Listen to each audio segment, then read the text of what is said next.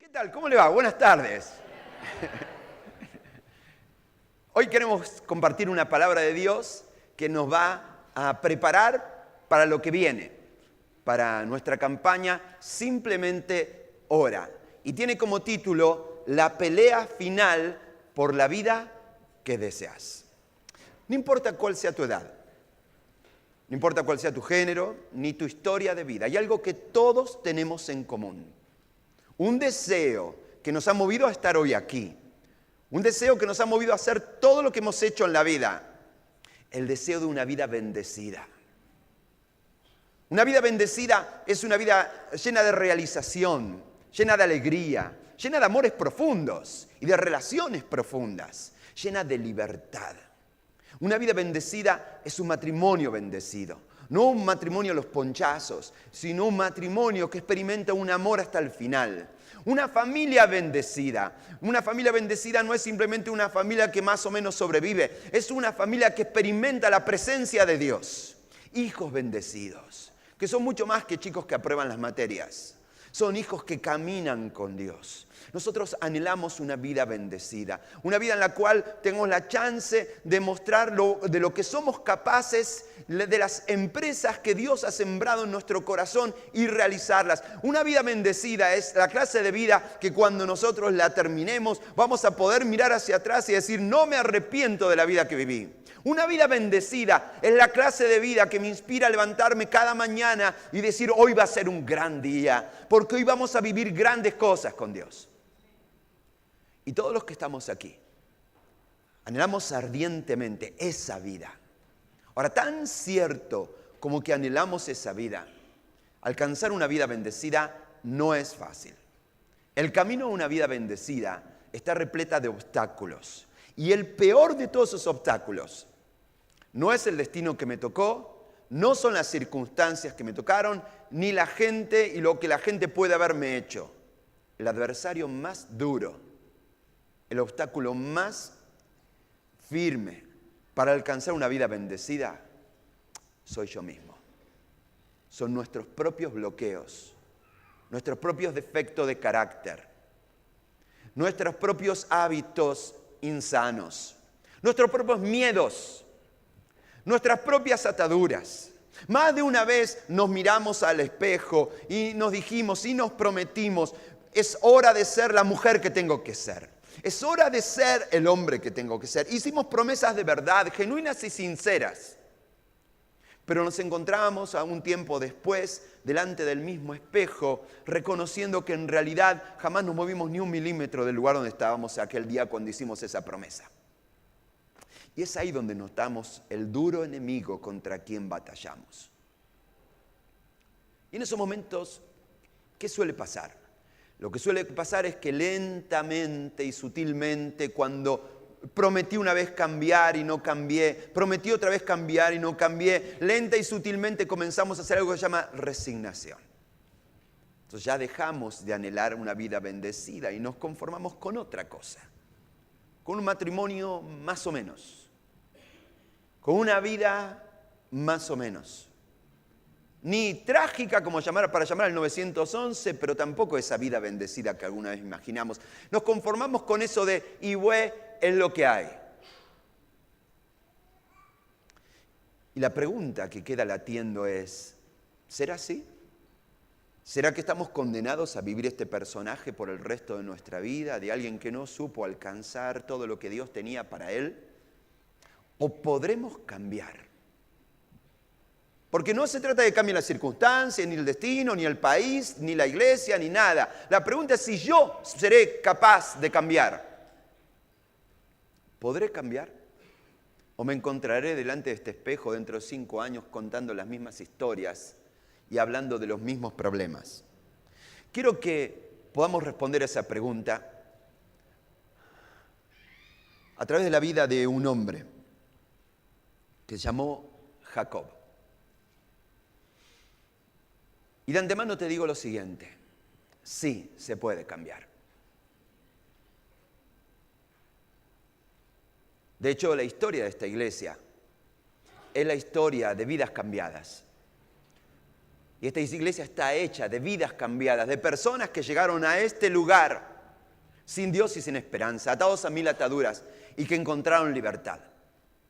Ahora, tan cierto como que podés cambiar, déjame decirte esto, y es lo que hoy vamos a aprender, que si lo vas a lograr, vas a tener que pelear por ello. Dios tiene una vida prometida para vos. Dios tiene una tierra prometida para cada uno de tus hijos. Pero esa tierra prometida no te va a llevar a tu casa servida en bandeja a la puerta de tu casa. Si la querés, vas a tener que pelear con ella. La Biblia dice que el reino de Dios no es para los tímidos ni para los cobardes. Dice la palabra de Dios en Mateo capítulo 11, versículo 12. El reino de Dios avanza a pesar de sus enemigos. Solo la gente valiente y decidida logra formar parte de él. De eso se trata. La gran pregunta es, ¿tendremos el coraje y el valor para cambiar lo que haya que cambiar? Esta vida, la vida de Jacob, de quien hoy voy a hablar, quizás no se ilustra esta realidad. Muchos de ustedes saben quién es Jacob. Los que aman la lectura de la Biblia lo encontrarán un personaje muy conocido, pero probablemente haya alguno aquí que no tenga idea de quién es Jacob. El único Jacob que conoce es el judío ese que atiende la vuelta de tu casa a la mercería. ¿Quién es Jacob? Jacob es uno de los hijos de los primeros patriarcas de esa familia que Dios eligió para formar un pueblo, Abraham y Sara. Abraham tuvo a su hijo Isaac. Isaac se casó con Rebeca, e Isaac y Rebeca tuvieron 2 hijos que nacieron mellizos, Jacob y Esaú. Así que Jacob fue ese hombre, uno de los hijos de uno de los grandes patriarcas. Jacob tuvo una obsesión toda su vida, y la obsesión que Jacob tuvo toda su vida es la siguiente: una vida bendecida. El problema es que parecía que el destino no le quería dar esa chance de tener una vida bendecida. En aquellos tiempos, en la antigüedad, había una costumbre dentro de la cultura judía, y era la siguiente: era la que el hijo primogénito gozaba de privilegios y de favores totalmente diferentes al resto de los demás hermanos. Ahora, ¿qué pasaba cuando los primeros hijos eran mellizos? ¿Cómo se resolvía ese asunto? ¿Quién era el primogénito? Muy simple, así hacían ellos. El primero que salía, ese era el primogénito. ¿Y qué ocurrió? Que salió primero Esaú. Y Jacob salió segundo del vientre de su madre. ¿Quién quiere ser segundo? La Argentina llegó a la final del mundo y quedamos segundos y fue una derrota catastrófica. ¿Por qué? Porque salimos segundos. Un desastre total. Ahora estamos rogando para ver si podemos entrar al Mundial próximo. Ahora, esa experiencia de nacimiento marcó a Jacob por el resto de su vida. ¿Qué aprendió Jacob del destino que le tocó? Jacob sacó sus propias conclusiones. Jacob dijo: la vida es así, la vida no te regala nada, la vida es injusta, el destino es injusto. Pero todo tiene un precio. Y si lo que el destino te niega, en todo caso se puede comprar. Se puede comprar a las personas, se puede comprar la felicidad y se puede comprar a Dios si hace falta también. Así pensaba Jacob. Claro que para eso él tuvo que hacer lo que sea. Y lo que sea fue estafar, robar, lo que sea. Y eso lo fue convirtiendo lentamente en un personaje que ya a esta altura ni él soportaba. Un farsante, un estafador. Un hombre que había logrado muchas cosas, pero todo fruto de mentiras, trampas, intrigas, maquinaciones, manipulaciones. Un farsante. En el momento de la historia que vamos a ver hoy, vamos a encontrar que Jacob ya ni él se aguanta. Él mismo se pregunta: ¿estaré condenado a vivir este personaje de ser un farsante o podré cambiar? Como te dije, Es posible cambiar, pero se requiere coraje, se requiere valor, se requiere estar dispuesto a pelear. Y la historia que hoy vamos a hablar ubica a Jacob en un punto de su vida donde él libró la pelea final por una vida bendecida. La vida de Jacob es fascinante. Si vos querés, anda a tu casa, léete Génesis, los capítulos que la incluyen, y vas a darte cuenta que es un culebrón de aquello, una novela más interesante que la novela que ves todos los días. Pero vamos a ubicarnos en un punto de la historia, nada más que en un punto de la historia de Jacob. Jacob se encuentra a las orillas del río Jaboc. Qué lío, ¿no? Jacob a la orilla del río Jaboc. Parece todo un trabalengua. Esto es para castigar a los pastores. ¿Qué digo, Jacob o Jaboc? ¿Qué digo? ¿Cuál de las dos cosas digo? Ese río es un río que corre de este a oeste y desemboca en el río Jordán. Y divide el norte de Transjordania del sur de Transjordania. Todo eso no significa nada para vos, ya lo sé. Divide la tierra de Labán, en la cual en los últimos 20 años había estado viviendo Jacob, escapando de su pasado, y la tierra de sus padres, a la cual él estaba regresando. En la historia de hoy encontramos a Jacob, luego de 20 años exiliado, decidiendo regresar a casa. El hijo pródigo regresa otra vez a casa. Ese río, Jaboc, era el punto de no retorno. Era el punto, si él cruzaba ese río ya regresaba. Por eso cuando llegó a ese río acampó en ese lugar y estuvo 3 días dando vuelta y preguntándose, ¿cruzo o no cruzo? ¿Cruzo o no cruzo? Porque ese río era lo que separaba entre la vida que él había vivido o lo que Dios tenía para él. Entre ser un farsante el resto de su vida o encarar su destino y ser el hombre que Dios quiso que fuese. Ese día, a las orillas del río Jaboc, Jacob libró la batalla final por una vida bendecida.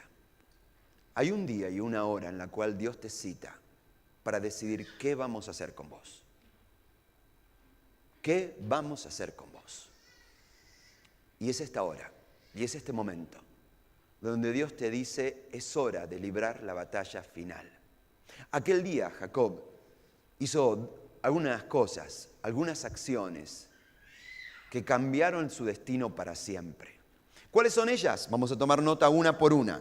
Número 1, Jacob tomó una decisión.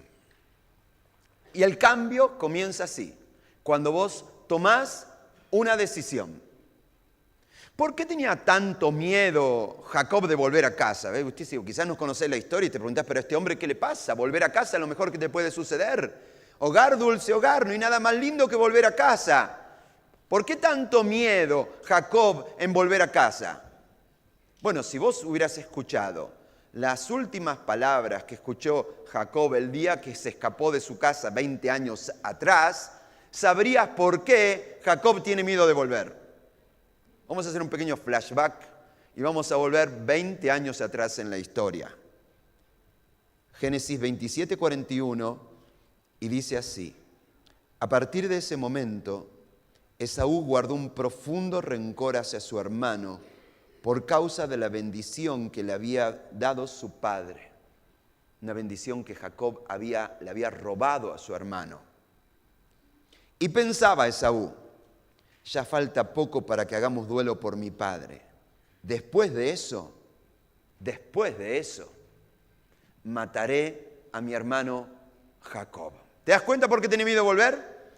La última cosa que escuchó el día que se escapó es a su hermano diciendo, el día que te agarre, mira, ahora no, porque no quiero traerle una angustia más al viejo. Pero cuando el viejo se vaya, donde quiera que estés, donde quiera que te encuentres, te voy a ir a buscar y voy a terminar con vos. Para colmo, Esaú era viejo y peludo. Literalmente era viejo y peludo. Ahora, ¿te das cuenta por qué no quería volver Jacob? Cuando llega a las orillas del río Jaboc, lleno de miedo, dudando, dando vueltas, ¿qué hago, qué no hago? Y para poder sacarse un poquito el miedo, Jacob hace lo siguiente, envía mensajeros, diciendo vayan y tanten como viene la mano, porque hace 20 años que yo no regreso por casa, a lo mejor algo cambió, a lo mejor las cosas mejoraron, a lo mejor a Saúl se le pasó, a lo mejor se olvidó, a lo mejor se murió, yo qué sé, vayan y averigüen cómo están las cosas. Así que Jacob envía mensajeros y los mensajeros vuelven con la información. ¿Cuál es el reporte de los mensajeros? Este es el reporte de los mensajeros. Dicen así en Génesis 32, 6. Fuimos a hablar con tu hermano Esaú. ¿Y? Fuimos a hablar con tu hermano Esaú. Bueno, y ahora viene al encuentro de usted acompañado de 400 hombres.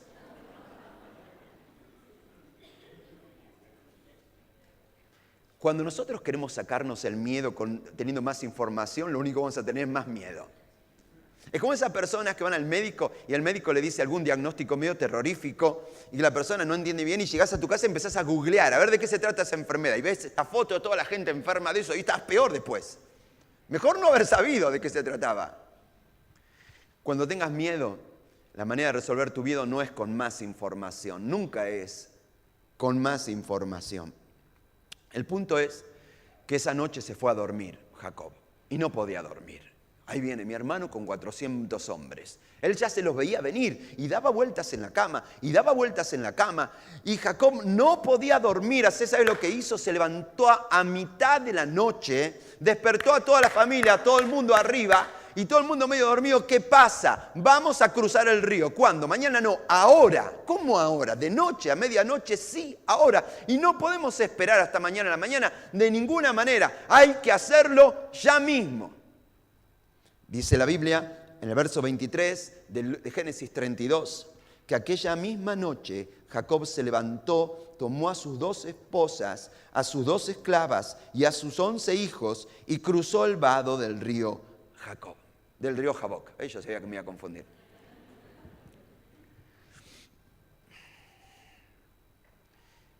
Hay momentos en los cuales ya no se puede postergar más. Vivimos postergando decisiones. Estoy esperando que las estrellas se alineen. O como dice uno, estoy madurando la decisión. ¿Desde cuándo que estás madurando esa decisión? Llega un día en el cual ya decís, basta, hagámoslo y hagámoslo ahora. Pero no están dadas las condiciones. Bueno, pero si hace 10 años que no se dan las condiciones, nunca se van a dar las condiciones. Hay que hacerlo ahora. Si estoy esperando que se den las condiciones correctas, nunca voy a tomar esta decisión. Hay que hacerlo ahora o nunca. Así comienza la pelea final por una vida bendecida.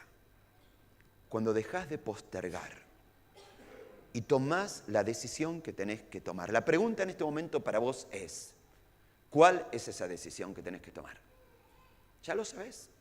Y sabés claramente qué hay que hacer para resolver eso que te angustia. Hay una decisión que ya la sabés.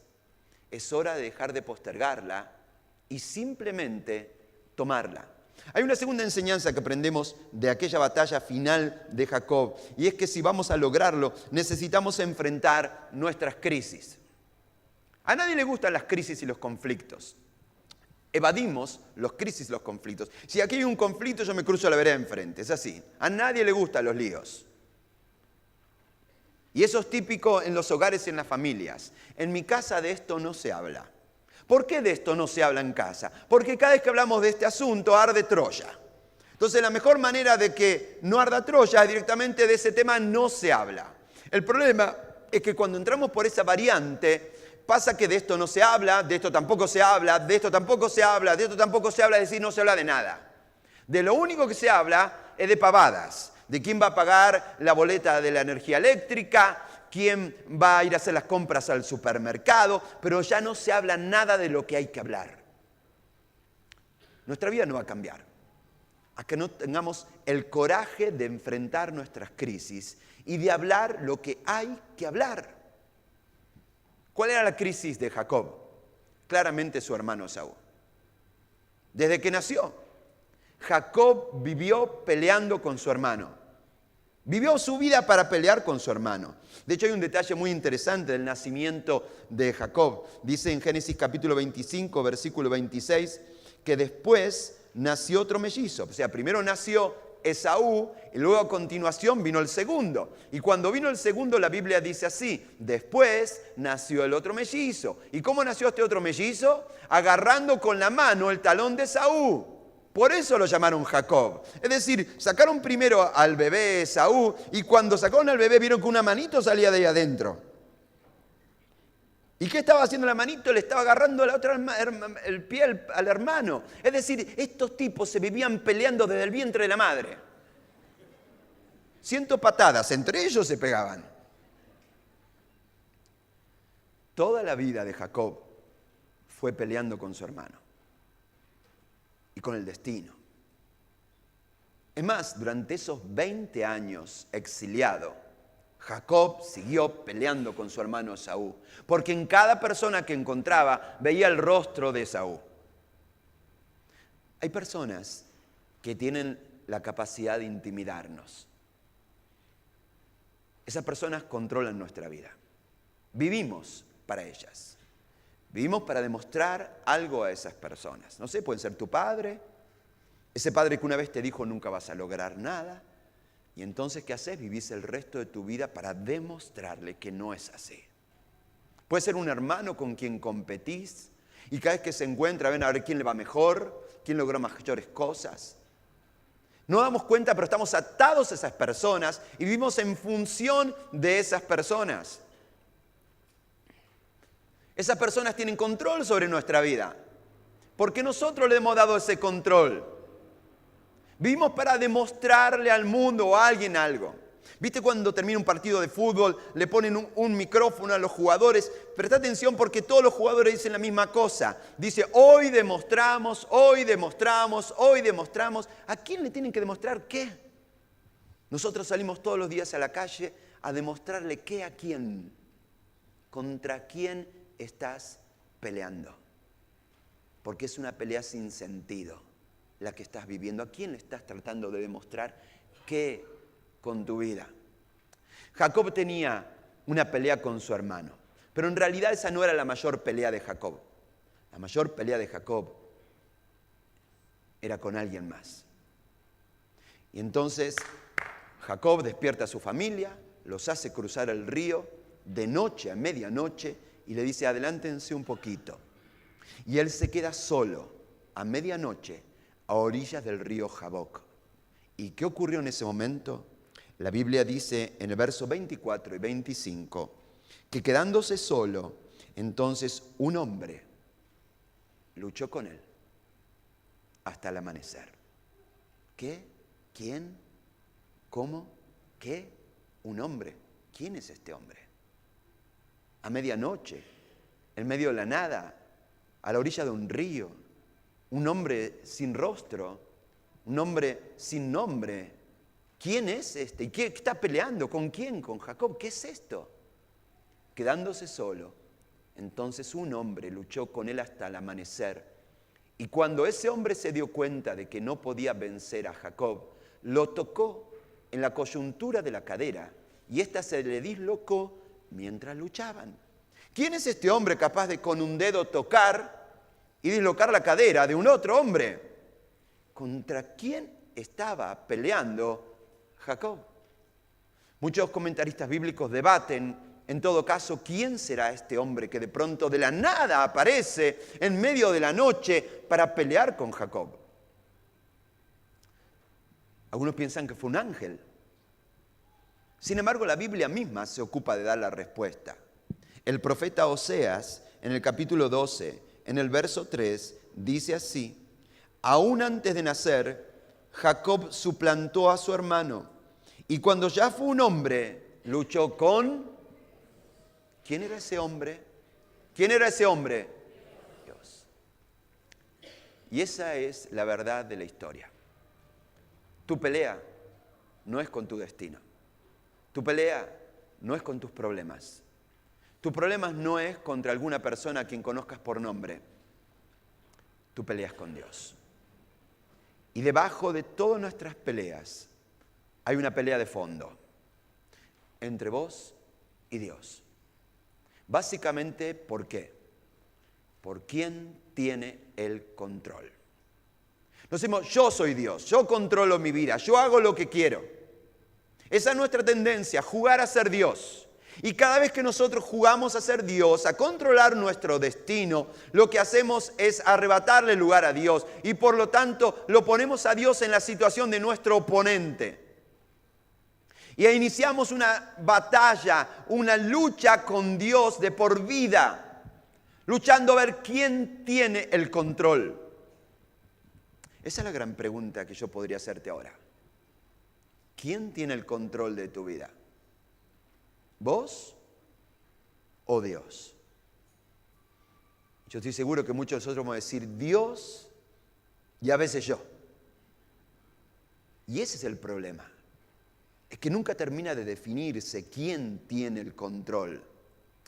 En una lucha grecorromana, en la lucha libre, ¿viste alguna vez pelear de esta manera? ¿Quién gana? ¿Cómo se termina la batalla? ¿Cómo se declara un ganador en la lucha grecorromana, en la lucha libre? Cuando uno de los dos luchadores logra someter al otro. Cuando uno de los luchadores logra inmovilizar al otro y someterlo completamente, en ese momento se dirime la batalla y se declara quién es el ganador. Ahora, si vos prestás atención al texto que acabamos de leer, dice que estuvieron toda la noche batallando. ¿Y quién salía ganador? ¿Quién iba ganando? Nadie. Nadie, ninguno de los dos iba ganando. Era una batalla interminable. Una batalla interminable donde Dios deliberadamente no iba a pasar por encima de Jacob, pero tampoco Jacob podía vencer a Dios. Así es la batalla de tu corazón.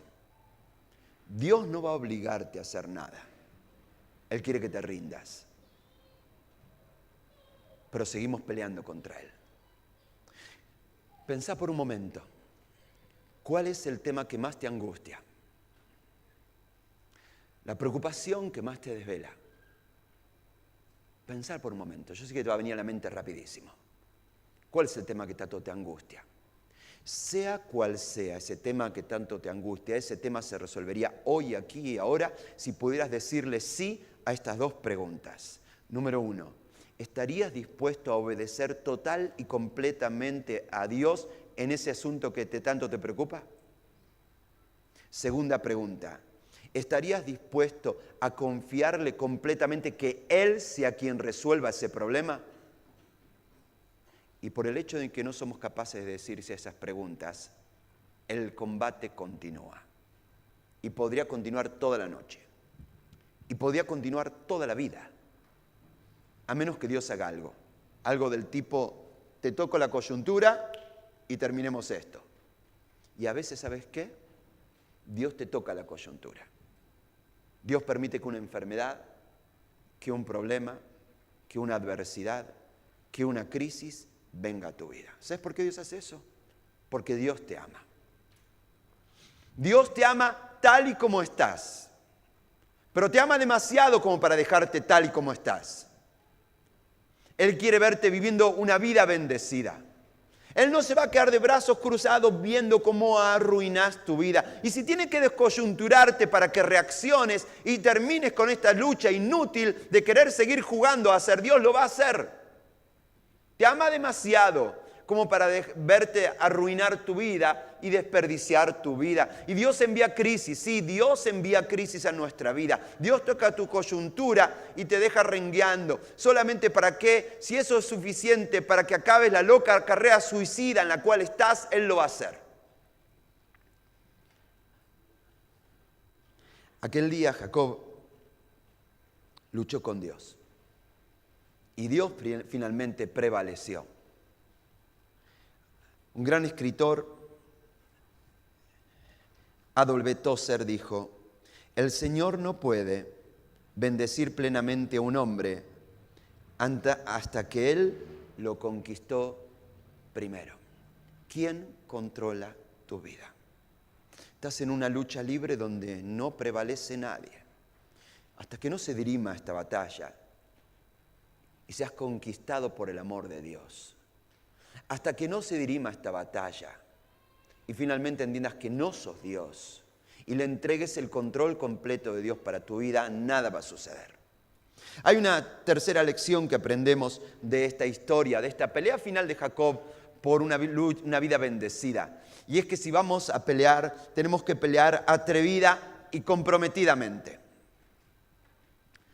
Esta imagen de Jacob luchando con Dios cuerpo a cuerpo es toda una imagen visual de lo que es la oración. La oración es eso. La oración es una batalla de voluntades.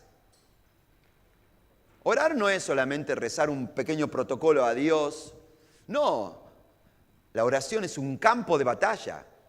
Así como cuando Jesús estuvo en el Getsemaní y dijo, Señor, si fuera por mí, yo no quiero esto. Pero que no se haga mi voluntad, sino la tuya. Cada vez que nosotros acudimos al altar de oración, lo que ocurre en ese lugar es una batalla de voluntades. De alguna manera, Jacob y Dios esa noche estaban orando. Los hombres somos de pocas palabras, así que oramos de otra manera. Ahora quiero decirte algo. Esa noche no fue la única noche que Jacob fue al encuentro con Dios en oración. De hecho, la noche anterior a esta gran noche que hoy recordamos, también Jacob se había presentado delante de Dios, pero con un resultado fallido. ¿Qué ocurrió? Presta atención, volvamos un día atrás, nada más que un día atrás. La noche anterior fue igualita, se fue a dormir Jacob, no podía dormir, se levantó a medianoche, se presentó delante de Dios e hizo esta oración. Génesis 32, 9. Entonces Jacob dijo, Dios de mi abuelo Abraham, Dios de mi padre Isaac, Señor, tú que dijiste, regresa a tu país, al lugar donde naciste y te haré prosperar. No soy digno de todas las muestras de bondad y lealtad que has tenido conmigo, tu siervo. La primera vez que crucé el río Jordán, solo llevaba mi bastón. Ahora tengo tantas cosas que me pude separar en dos grupos. Por favor, protégeme del gran poder de mi hermano Esaú. Tengo miedo de que venga a destruirme y matar incluso a las madres con sus hijos. Tú me dijiste, te haré el bien y haré que tengas tantos descendientes como la arena que hay en el mar. Habrá tantos que no se podrán contar. Así que Dios, descanso en vos. Amén. Qué linda oración, ¿no? Dios, aquí está mi vida. Te la entrego a vos. Quiero que vos manejes esta situación. Amén. Ahora, ¿qué ocurrió apenas dijo amén? Al instante después de decir amén,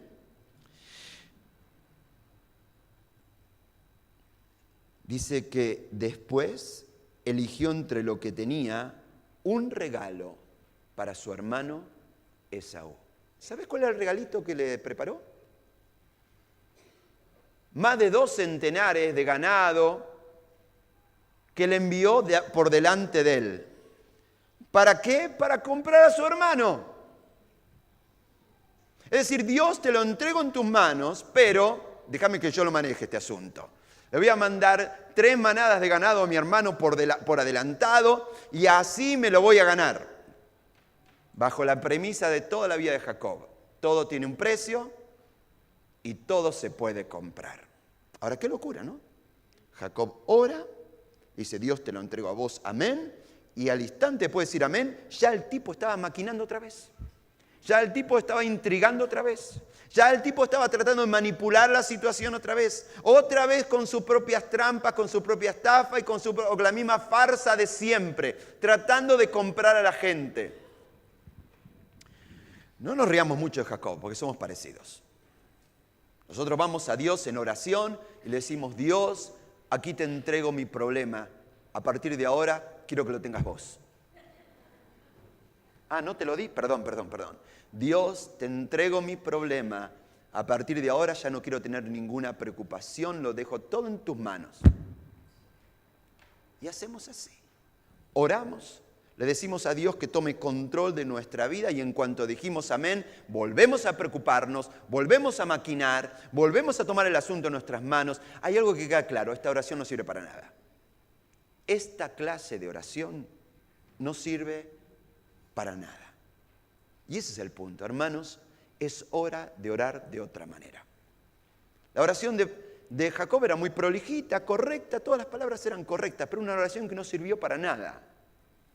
Es hora de orar de otra manera. Y es por eso que dentro de 7 días vamos a comenzar 40 días de oración. Porque si queremos que algo cambie, vamos a tener que comenzar a orar de una manera que nunca hasta ahora hemos orado. Aquel día Jacob, la noche en cuestión, volvamos al momento, la noche de hoy, dice: entonces el hombre le dijo: suéltame, que ya está por amanecer. ¿Y qué le respondió Jacob? No te soltaré hasta que me bendigas, respondió Jacob. No, yo no estoy dispuesto a terminar como la noche anterior. Esta vez tiene que terminar de otra manera. Dios, no te voy a soltar hasta que me bendigas. Hay una gran diferencia entre simplemente orar y orar hasta que suceda. Dios, no te voy a soltar hasta que no vea esa bendición sobre mi vida. Dios, no te voy a soltar hasta que vea esa bendición sobre mi matrimonio. Dios, no te voy a soltar hasta que vea esa bendición sobre la vida de mis hijos. Hay una diferencia enorme entre simplemente orar y orar hasta que suceda. Por eso vamos a dedicar 40 días a hacer esto. Orar de una manera atrevida. No una manera conservadora. Dios, protege lo poquito que nos queda. Ayúdanos a dar fuercita para tirar una semana más. Una oración atrevida, como la oración de Jabes, aquel hombre de quien lo único que conocemos es que alguna vez oró. Pero eso fue suficiente para transformarlo en una persona reconocida por la eternidad. Dice en Primera de Crónicas, capítulo 4, versículo 10, Jabes le oró al Dios de Israel: bendíceme y ensancha mi territorio. La oración de Jabes no fue: Dios, cuídame lo poquito que me queda. No, Dios, quiero más. Quiero más para mi vida. Quiero más para mi familia. Quiero más para mi ministerio. Iglesia, queremos más para esta iglesia. Esa clase de oraciones atrevidas Dios quiere que hagamos. Oraciones que rayan lo imposible, como aquella vez que Josué, liderando el ejército de Israel, estaba luchando contra los cananeos. ¿Y qué ocurrió? Que la batalla era a favor del pueblo de Dios. Era un día de oportunidad, era un día de victoria.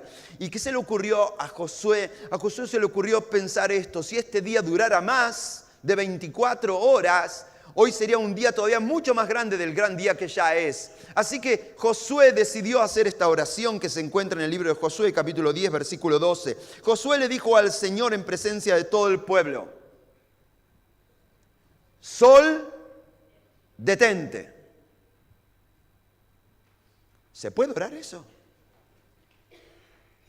¿Se puede orar esa clase de cosas? Dios, detener el tiempo. ¿Se puede orar? ¿Les parece? ¿No medio raro esta clase de oración? Me da la impresión que se puede orar. ¿Sabes por qué? Porque Dios detuvo el tiempo. Esta clase de oración estoy hablando, oraciones que piden lo imposible. Porque cuando nosotros pedimos simplemente lo posible, Dios no se lleva ninguna gloria. Pero cuando nosotros pedimos lo imposible, su gloria queda en evidencia. Es hora de orar de otra manera, orar de una manera atrevida. Y no solamente de una manera atrevida, sino de una manera comprometida. Es decir, orar hasta que suceda. Como aquella mujer sirofenicia que su hija estaba endemoniada. Y como se enteró de que Jesús estaba en el pueblo, fue a buscarlo y a clamar y a pedirle por la liberación de su hija. ¿Y qué sucedió?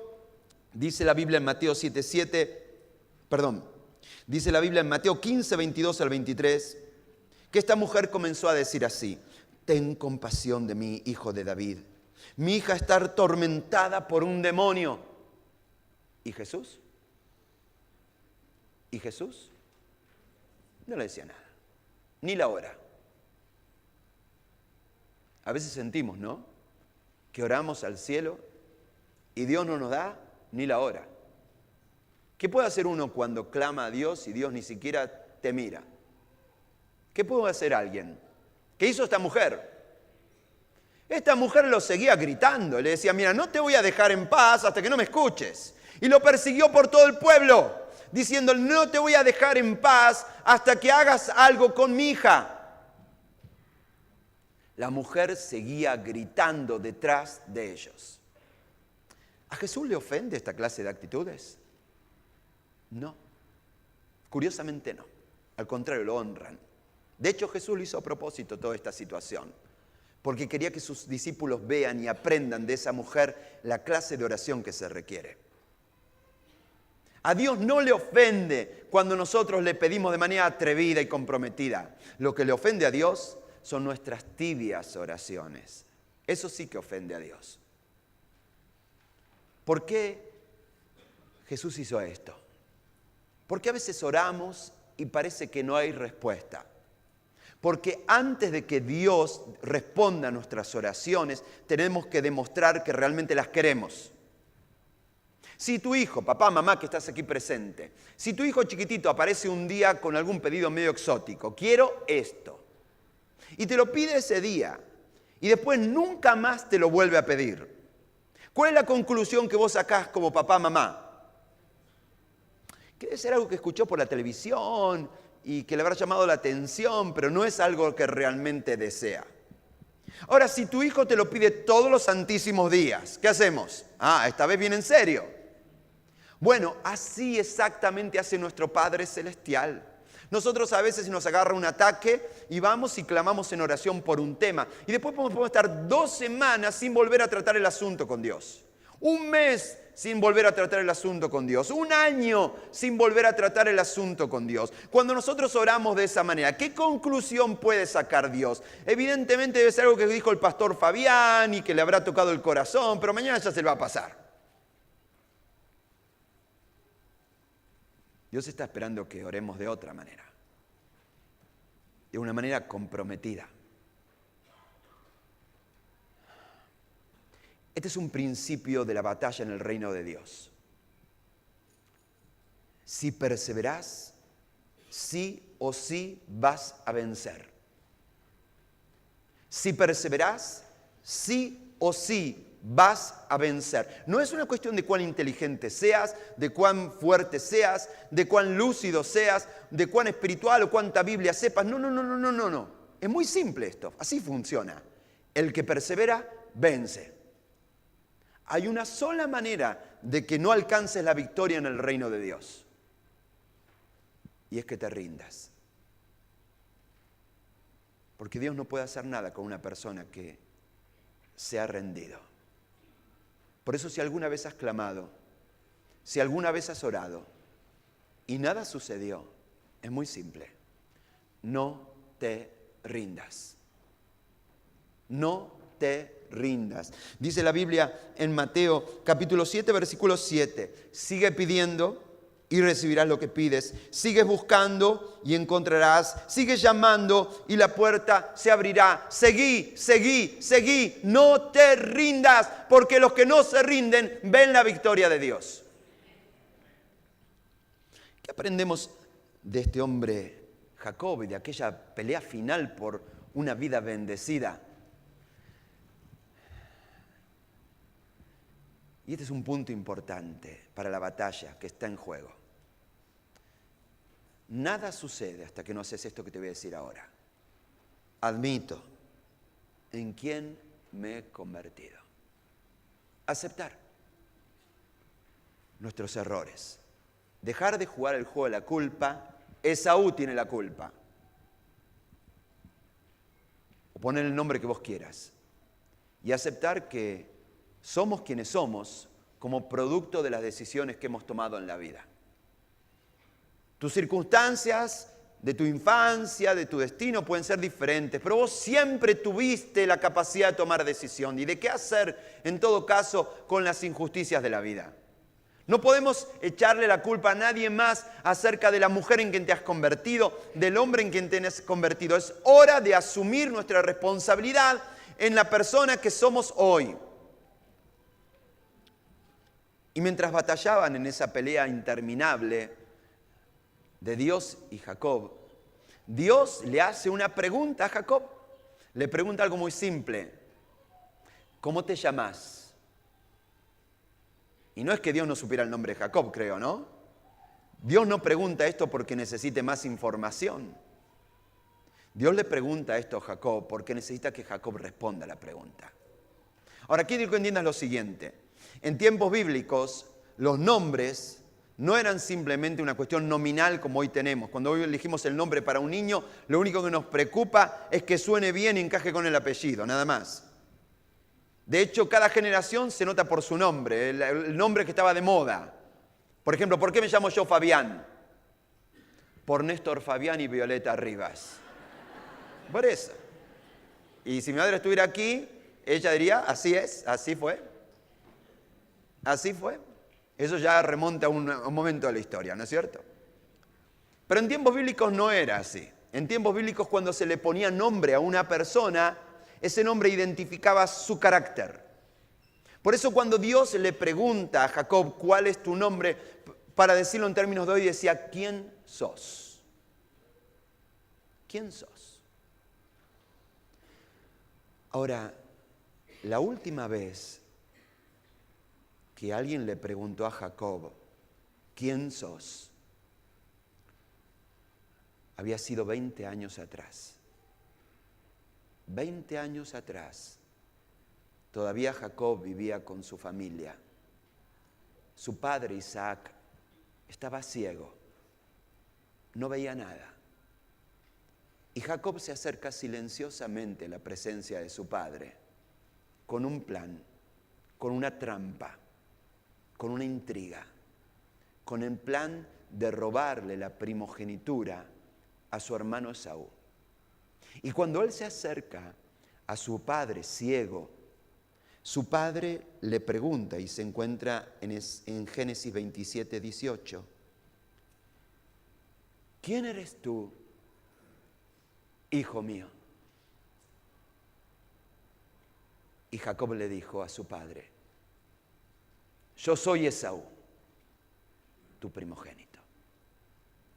20 años después, Dios está peleando con Jacob. Y le dice, Jacob, aclaremos esto.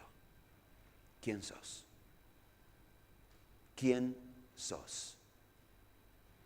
Y él dijo una respuesta que parece sencilla desde este lugar, pero no es sencilla desde el lugar quien la dijo. Soy Jacob. Y Jacob tiene un significado esa palabra. ¿Cuál es el significado de la palabra Jacob? El suplantador. El farsante. Eso soy. Soy el farsante. Nada sucede hasta que no admitimos delante de Dios nuestro error. Yo cada vez que pienso en esto digo, ¿qué tal si hacemos un ejercicio? ¿Qué tal si cada uno de los que estamos aquí en este momento y aquí en la presencia de Dios pudiéramos identificar nuestro más vergonzoso defecto, nuestro más odioso defecto? ¿Cuál es? ¿Cuál es? Ahora, arma esta oración. Yo soy, y llena el espacio en blanco. Dios está esperando eso. ¿Quién sos? Yo soy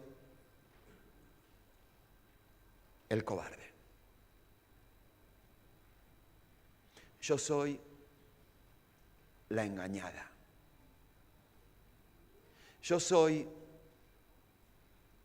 el esclavo. Pero hasta que no digas esa oración, Dios todavía no puede hacer nada con vos. Si confesamos nuestros pecados, Él es fiel y justo para perdonar nuestros pecados y limpiarnos de toda maldad. Pero sí confesamos. Y confesar es esto, es decir, yo soy. Ahora, ¿sabes qué? Hay gente que cuando hace este juego dice, yo no tengo nada que poner en ese lugar en blanco. ¿Qué podría decir? Yo soy perfecto. ¿Cómo se llama eso? Orgullo.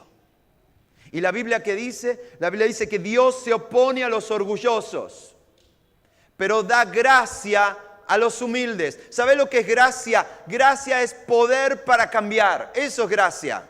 Es el punto de que estamos hablando hoy aquí en este día. Los más poderosos testimonios de vidas transformadas en la Alameda ocurren cada viernes en Celebremos la Recuperación. ¿Por qué Dios hace tantos milagros de transformación cada viernes en Celebremos la Recuperación? Muy simple, porque hay gente que tiene el coraje de venir y decir, yo soy alcohólico, yo soy codependiente. Porque cuando eso sucede, hay gracia de Dios para cambiar. Ahora, si vos querés cambiar, tenés que presentarte delante de Dios y llamar a las cosas por su nombre. Yo soy un farsante. Eso es lo que soy, un farsante. Pero en el preciso momento en el cual vos abrís tu corazón a Dios, hay gracia de Dios y hay cambio. ¿Y qué sucede a continuación? El último punto de este mensaje. ¿En qué consiste esta batalla? Dejo que Dios me dé una nueva identidad. Solo Dios puede hacerlo. Quiero que me escuches bien. Solo Dios puede hacerlo. No es una cuestión de fuerza de voluntad, no es una cuestión de hacer terapia, no es una cuestión de rezar un mantra que va a cambiar tu vida. Solo Dios puede cambiar el alma humana. Solo Él puede restaurar la identidad destruida. Solo Dios puede arrancarte de ese personaje que ya vos ni siquiera te aguantás, de ser el farsante y llegar a ser el hombre que se supone debe ser, la mujer que Dios siempre soñó. Solo Dios puede hacerlo. Y en el preciso momento en el cual Jacob dice las palabras tan dolorosas, sí, yo soy Jacob, yo soy el farsante, yo soy el suplantador, yo soy el estafador. En el preciso momento en el cual Jacob se humilla delante de Dios, gracia de Dios viene sobre su vida y entonces Dios declara, dice en el versículo 28, entonces el hombre le dijo, ya no te llamarás Jacob, ya no te llamarás el farsante, ya no te llamarás el adicto, ya no te llamarás el alcohólico, ya no te llamarás la deprimida, ya no te llamarás la engañada, ya no te llamarás el esclavo, te llamarás Israel. Porque has luchado con Dios y con los hombres y has vencido. La batalla final por una vida bendecida. ¿Qué significa Israel? Los diferentes intérpretes bíblicos debaten qué significa esto. Algunos dicen alguien que lucha con Dios o un Dios de lucha o alguien que se entrega al gobierno de Dios. Algunos imaginan o ven que esta palabra se asocia con la raíz de la palabra príncipe, príncipe empoderado por Dios. Dejémoslo de esta manera hoy por hoy. Digamos que Israel significa esto, príncipe de Dios. Y quiero decirte lo siguiente, Dios te mira a vos, campeón, y más allá de lo que hoy es, Él ve en vos un príncipe.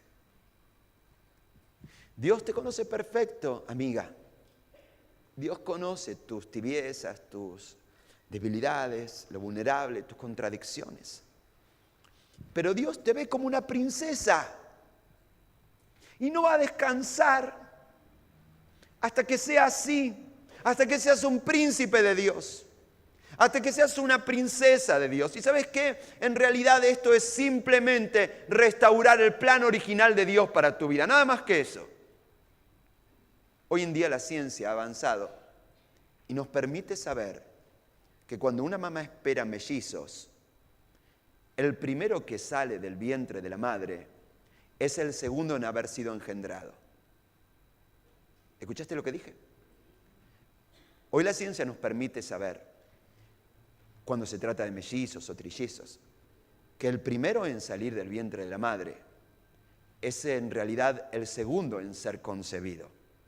Por lo tanto, ¿quién era el primogénito? Jacob siempre lo fue. Él vivió peleando con su destino, tratando de comprar lo que Dios ya había planeado para él. Desde antes que naciera, Dios había planeado que Jacob habría de ser el escogido para ser parte de esa familia que habría de traer el Mesías aquí a la tierra. Dios tiene planes para vos desde antes de la fundación del mundo. Él diseñó para vos un destino. Y ese destino es perfecto. Y Él está aquí simplemente para decirte, deja de tratar de pelear, de tratar de ser un personaje para el cual yo no te diseñé. Yo te diseñé para ser una princesa. Yo te diseñé para ser un príncipe. Y en el preciso momento en el cual te rindas, yo voy a devolverte la identidad que este mundo te robó. La última pregunta de este mensaje es, ¿y quién es este hombre? Este hombre que peleó con Jacob. Ya dijimos algo, ¿no? Dijimos que era Dios. Pero quizás podríamos ser todavía un poco más precisos. Yo digo que era Jesús. Al final de cuentas, Jesús es Dios hecho hombre. Y aquel día Dios se presentó como un hombre. Jesús es Dios que vino a visitarnos en debilidad. Y aquel día el Dios Todopoderoso dejó que un simple mortal como Jacob le dé pelea. Y para eso tuvo que haberse presentado en debilidad, ¿no te parece? Jesús es Dios hecho hombre que se presentó en debilidad como un niño naciendo allí en Belén y permitiendo que lo crucifiquen. Pero jamás dejó de ser Dios. Y con una palabra Él resucitó a los muertos. Aquel hombre que peleó con Jacob fue Dios hecho hombre que se presentó en debilidad. Pero cuando fue necesario, con un solo dedo tocó la coyuntura de Jacob y dio por terminada la batalla. Su nombre es Jesús. Y Él viene a tu encuentro en este día. Y tú peleas con Él. Y esta pelea se termina, ¿sabes cuándo? Cuando dejamos de hacer fuerza y nos declaramos vencidos.